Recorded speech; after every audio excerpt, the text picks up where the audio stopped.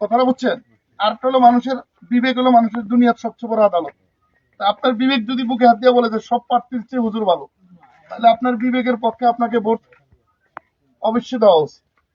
আর আপনি একটা প্রশ্ন করতেছেন, করেন।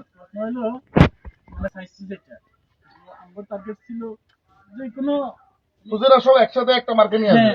ধন্যবাদ। আপনার আমরা একটা মার্কা নিব, হোক দাঁড়িপাল্লা হোক হাত পাকা। তাহলে আমাদের টার্গেট হলো আমরা সরকার গঠন করবো ইসলামিক। হ্যাঁ, এখন একটু ভিডিওতে আপনারা দুইজন হাত পাকা এবং দাঁড়িপাল্লা দুটো প্রার্থী। এখন বিষয়টা এখন মানুষ দ্বিমত হয়ে যাবে, কেউ হাত পাকা দিতে যাবে, আবার কেউ দাঁড়িপাল্লা। এখানে ভোটটা বিভক্ত হয়ে গেল না। প্রশ্নটা আমি বুঝছি, আপনাকে আমি ধন্যবাদ। আপনার প্রশ্ন হলো যে হুজুরা ব্যাগ একসাথে আইবো আমরা মনে করছিলাম, এবং হুজুরা একসাথে হইছো, আবার ভাঙ্গিয়া গেছে কি লেগে? একসাথে এলে তো আমাদের লিগে সুবিধা হইতো, এই তো মানে সংখ্যাগরিষ্ঠ ভাবে একজন জয়লাভ হয়তো। আপনার এই প্রশ্ন করার জন্য অনেক অনেক ধন্যবাদ। আপনি জানেন ইসলামী আন্দোলন বাংলাদেশ 2001 সালেও বিএনপি জোটে যায় নাই, জামাত বিএনপি একসাথে ছিল, আমরা সেই জোটে যাই নাই। আমরা 8ও যাই নাই, আমরা 18তেও যাই নাই, আর বাকি দুটা নির্বাচনী আমরা যাই নাই। কিন্তু আমরা কেন যাই নাই? আমরা এই জন্য যাই নাই যেহেতু ইসলামী আন্দোলন বাংলাদেশ কোরআনের কথা বলে, রসুলের কথা বলে। আমরা চাই রাষ্ট্রে ক্ষমতায় গেলে কোরআন এবং সুন্নাহ তথা শরিয়া অনুযায়ী রাষ্ট্র চলবে। এই দেশের বিএনপি চায় নাই বিদায় বিএনপির সাথে আমরা জোটে যাই নাই। আমরা প্রথমত 5টা দল মিলে ইসলামী একটা মোর্চা করছিলাম, কওমি ঘরানার।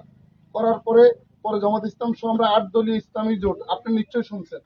এরপরে জামাত আরো 3টা দলকে আমাদের পরামর্শ ছাড়া নিছে যে 3 দল বাংলাদেশের শরিয়া আইন চায় না। অতঃপর জামাতের আমির খ্রিস্টান মিশনারির সাথে মিটিং করে আপনার ফেসবুক মিডিয়াতে স্পষ্ট দেখছেন, তারা স্পষ্ট বলছে আমরা নির্বাচিত হইলে প্রচলিত আইনে রাষ্ট্র চালাবো, আমরা শরিয়া আইন প্রতিষ্ঠা করবো না।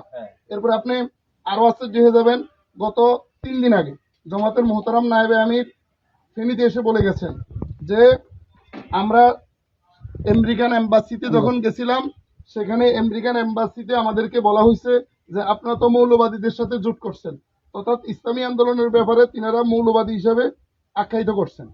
এবং জামাতের আবু তাহের সাহেব বলছেন যে তাদের ভিতরে যে উগ্রতা আছে আমরা আস্তে আস্তে তাদেরকে ঠিক করে ফেলবো। এই সমস্ত বিষয় নিয়ে এখন তাদের নির্বাচনী পোস্টার দেখবেন, কোথাও যদি তারা লেখে যে আমরা শরিয়া আইন কোরআন সুন্নাহ অনুযায়ী রাষ্ট্র চালাবো, তাহলে আমরা বিএনপির সাথে যাই নাই এক কারণে, তো বিএনপির সাথে যেই কারণে যাই নাই জামাতের সাথে আমরা জোটে থাকতে পারি না একই কারণে।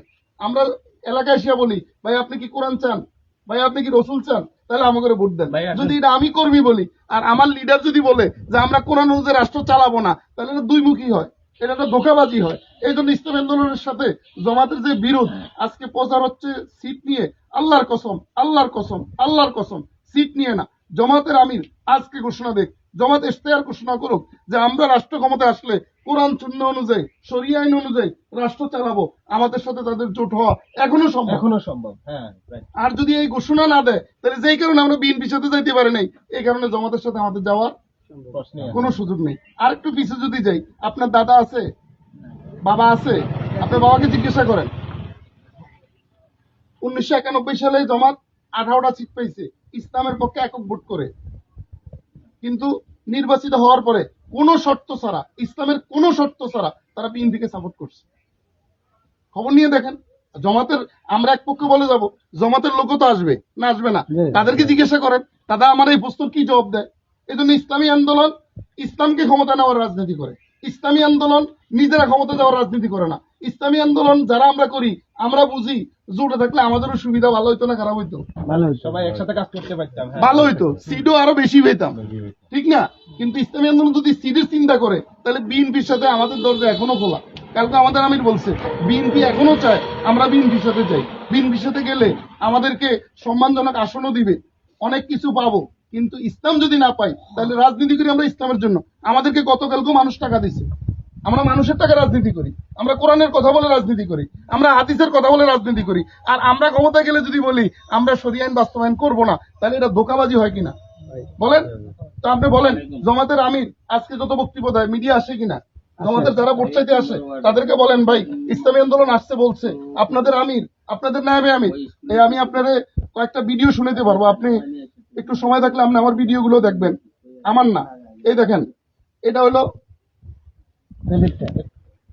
এই যে এই বক্তব্যটা আমি Incoming voice আপনাকে call from দিচ্ছি। RFCISL এই জমাতের আমির নায়েবে আমির বলছেন, যিনি লিয়াজু কমিটির প্রধান ছিলেন, যে আমেরিকান এম্বাসিতে যখন আমরা গেছি তখন তারা আমাদেরকে বলছে আপনার মৌলবাদীদের সাথে